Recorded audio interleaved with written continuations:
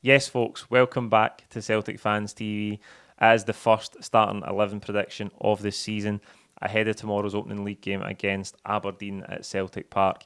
I cannot wait to get to the stadium tomorrow and just get back into the routine of following Celtic after last season. As I said at the end of the season, it was my favourite ever season following Celtic, just because of the unexpected nature of what we went on to achieve, how much we were written off at the start of the season, and the football the team played throughout, regardless of what they came up against, the bad start, the state the squad was in at the beginning. But I think the job the manager done to turn things around, to get the team playing in his image and then achieve what we went on to achieve, it was just my favourite season following Celtic in the best part of 20 years. So this season promises to be just as exciting. We've got so much to look forward to, the Champions League obviously, and what that has to offer to the club, but the league campaign as well. Can the team push on to the next level, given where we started last season? As I mentioned, the manager coming in late, so many new players arriving, that bad start we got off to, it's in such contrast to how we find ourselves this pre-season, and that should stand us in good stead to go on and perform at an even higher level this season, particularly domestically.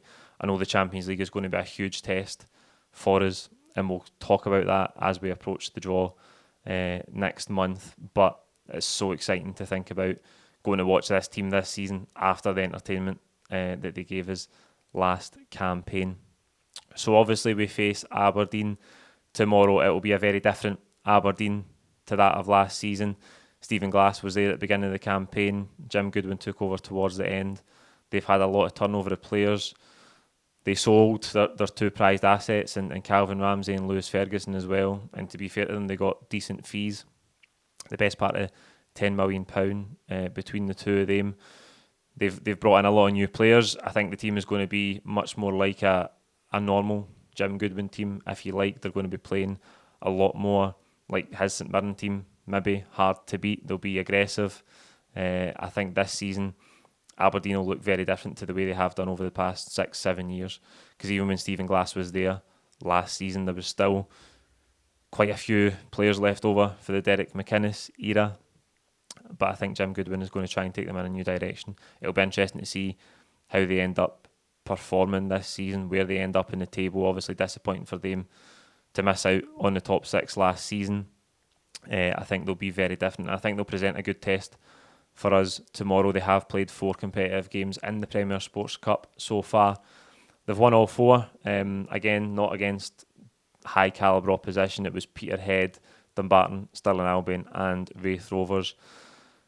But they did win them all, and they've had 4 competitive games under their belt, which Celtic obviously don't have. This is our first competitive game of the season because we had that full pre-season, just with friendlies, no European qualifiers, nothing to distract the team and the coaching staff from just working on the training ground. So for us, I'm really looking forward to seeing the lineup tomorrow, which we'll come to in a minute, but also the intensity that we play at, because we played at such a high intensity for most of last season, and that was without the preparation of a full pre-season, and a pre-season that, regardless of all the stuff going on off the pitch, we also had to try and navigate European qualifiers. So it's a very different look for Celtic this season, and I think that is a very, very exciting prospect going into this game and the season in general. Right, so let's get to the team then. That's the reason we're here. A lot of talk, given the signings we've made this summer, that how much stronger is the starting 11 compared to last season. I think my argument to that would be that signing Jota and Carter Vickers, okay, it might be the same starting 11, but if we hadn't secured those permanent signings, the starting 11 would be so much weaker than it was last season, and the club would have been in a sticky situation trying to replace those players given the levels they performed at during their loan spell. So whether we'll see many new signings in the starting 11 tomorrow, I would doubt it, but I think the squad is a lot stronger, and Ange talked about this in the press conference yesterday. The squad has to be stronger this season because we play 55 to 60 games, and one of the problems last year was that we put too much strain on too few players. That's why we had lengthy injuries for the likes of Kyogo, the likes of David Turnbull, We had so many hamstring injuries. That was a theme throughout much of last season. A lot of players missed games at different spells. So I think making the squad stronger makes us much better equipped to handle the volume of fixtures. The Champions League is also so condensed this season because of the World Cup. So it's important that the squad is much stronger now. And I think it's up to those new players to stake their claim to get in the first team, because it's all right for us to debate about, well, how much stronger is the starting 11, but the starting 11 that finished last season was absolutely brilliant. And I know we need to make the step up in Europe, but domestically we were fantastic. And there was a lot of players in there, particularly the guys that arrived in January, who set a really high level, but who are very early in their time with the club. So you'd like to think there's another level in them, and there's more development in them to come. A lot of young guys, the likes of Matt O'Reilly. So I don't think the starting 11 initially will look too different to last season, but I don't think it should, because we finished the season really strongly. Domestically, we're playing at such a good level, and there's much more to come for the team this season, I believe. In goals, as we always do, that's where we'll start. Joe Hart will play there. He was excellent last season. What a signing for us. What a leader in the squad. Brilliant to get Benjamin Siegrist in, though, because I think he's a really good goalkeeper who can deputise. If Hart needs to miss any games, I think he has to learn how to play under Ange. I think Ange demands some things of a goalkeeper that are not maybe the norm. Maybe he's not played in that style for most of his career, but I think he's a good goalkeeper. Siegrist, I think Joe Hart is obviously the number one. He's actually got the number one jersey now, which is brilliant for him. I think it's fully deserved off the back of the performances he put in last season, and I expect him to have another strong campaign for us. At right back, I think it will be Josip Juranovic. I think Ralston and him, given the pre-season performances, I would say Ralston was probably slightly better than Juranovic. Juranovic maybe a wee bit rusty. I don't know if that's because he had a good holiday. I know he was playing with Croatia during the break as well. But I think the strongest starting 11 and the strongest back four includes Josip Juranovic at right back, so that's who I think will start there tomorrow. At centre half, it will obviously be the new signing, the £6 million man, Cameron Carter-Vickers, who was my player of the season last time out. I thought he was so consistent, so strong. He exuded a sense of calmness and solidity across the defence, the whole back four. He's so key. I think this season the challenge will be for him, can he go to that level in the Champions League? Can he raise his game for the Champions League? But that's not restricted to him, that's across the whole team. The challenge will be, can they go and compete at Champions League level? But domestically last season, Cameron Carter-Vickers was at least 7 or 8 out of 10 every week. He was absolutely brilliant. I expect those same consistent levels from him this season. And I think initially it will be that combination of Carter-Vickers and Starfelt. Starfelt, okay, not involved tomorrow because he's been injured. But I think that is the first choice centre-half pairing, and rightly so.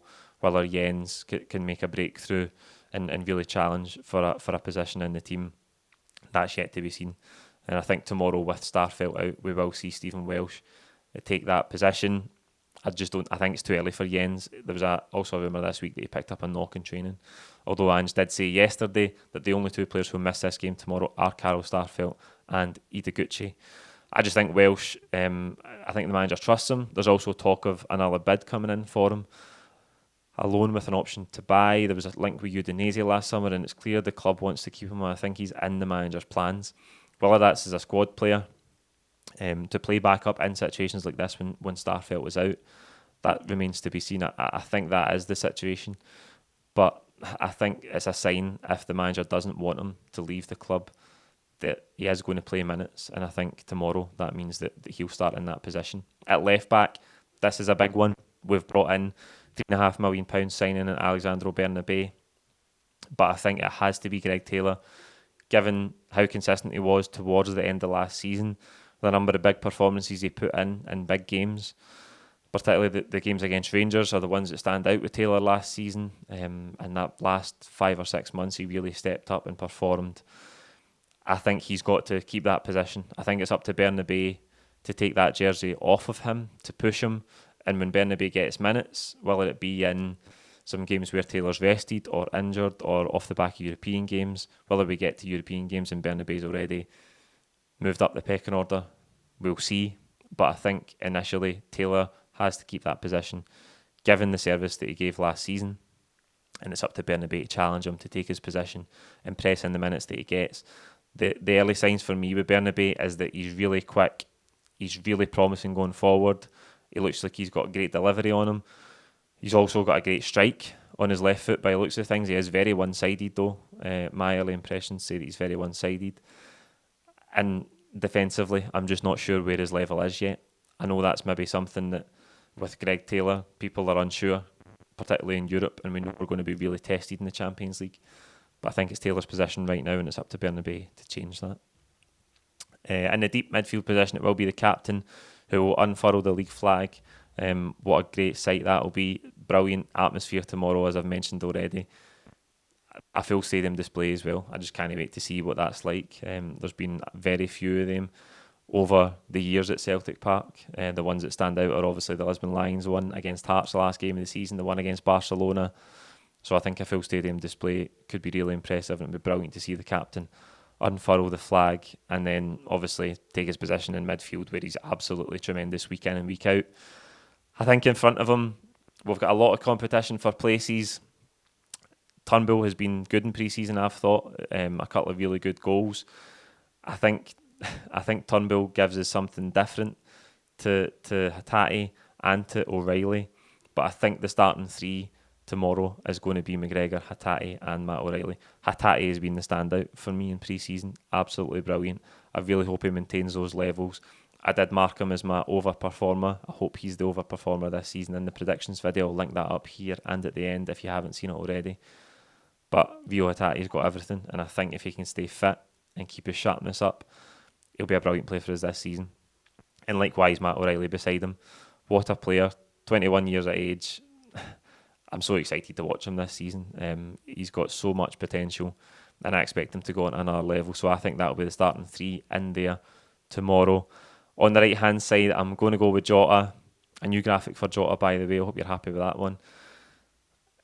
On the right-hand side, towards the back end of last season, I was really impressed with him. And I think the starting three, as we'll come to, involves Diaz and Maeda. So that means Jota on the right-hand side to start with.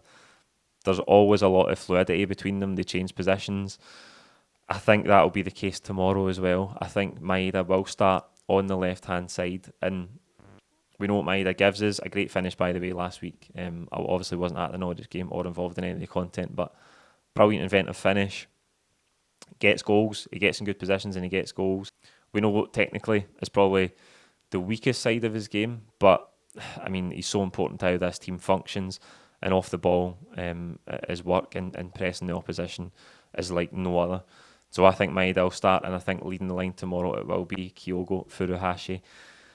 That's my preferred front three. Whether it will be the managers, we'll wait and see. Interesting that the manager, when asked the question about Kyogo and Giakoumakis yesterday, said, I don't really see it like that. I don't have a preferred 11. I don't have a first 11. I've got a pool of 24, 25 players who I need to select each game to get the team and the club the results that we need to get. That's obviously a very political answer from a manager. Of course, he's not going to say, I prefer these 11 players and everybody else just needs to wait and the sidelines. But you can see that with the rotation that Ange did last season, he means that. Everybody's got a part to play. I think there's, in the front three, there's some players who want to play a lot more minutes, like the likes of Abada, Forrest. Giakoumakis is proven that he can play minutes, he can perform, he can score goals. But I think that'll be the starting front three tomorrow. And we'll have great options on the bench, a very strong bench, given the additions that we've brought in this summer. So there you go. That is the first starting 11 prediction of the season. How many will I get right? I don't know. Be nice to get 11 out of 11 for the first game.